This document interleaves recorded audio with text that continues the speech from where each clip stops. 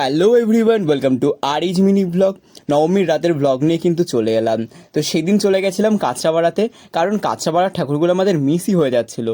তাই হঠাৎ করে প্ল্যান করে কাঁচরাপাড়ার ঠাকুরগুলো দেখে নিলাম। তো তার মধ্যে কিছু কিছু প্যান্ডেলসের ভিডিও আমি তোমাদের সাথে শেয়ার করলাম। দেখো কেমন লাগলো। অবশ্য আমার ফোনে স্টোরেজ ছিল না, তাই জন্য কিন্তু আমি সেরমভাবে ফুটেজ নিতে পারি, না হলে সব কটা প্যান্ডেলের ভিডিওই শেয়ার করতাম তোমাদের। সব শেষে চলে গেছিলাম ষোলোর পল্লীর ঠাকুর দেখতে। আর এই ঠাকুরটা কিন্তু বেশ ফেমাস। তোমরা যারা কাঁচরাপাড়ায় থাকো তারা সব অবশ্যই জানো যে ষোলোর পল্লীর ঠাকুরটা কিন্তু বেশ ফেমাস। আর আমরা এমন সময় গেছিলাম যে লাইনে একটুও ভিড় ছিল না, খুব অল্প ভিড় ছিল। তো তার মধ্যে দিয়ে কিন্তু বেশ ভালোভাবে আমরা ঠাকুর দেখলাম, আর প্যান্ডেলটা কিন্তু খুব সুন্দর করেছিল। আর এত রাত, মোটামুটি তখন প্রায় 12:30 1টা বাজে, আমরা তখন ষোলোর পল্লীর ঠাকুর দেখেছি। তো তারপরে এত গরম লাগছিল। আর কারা কারা এরকম করো আমাদের মতো, ফ্যান দেখলে দাঁড়িয়ে পড়ো, একটু কমেন্ট করে জানিও তো।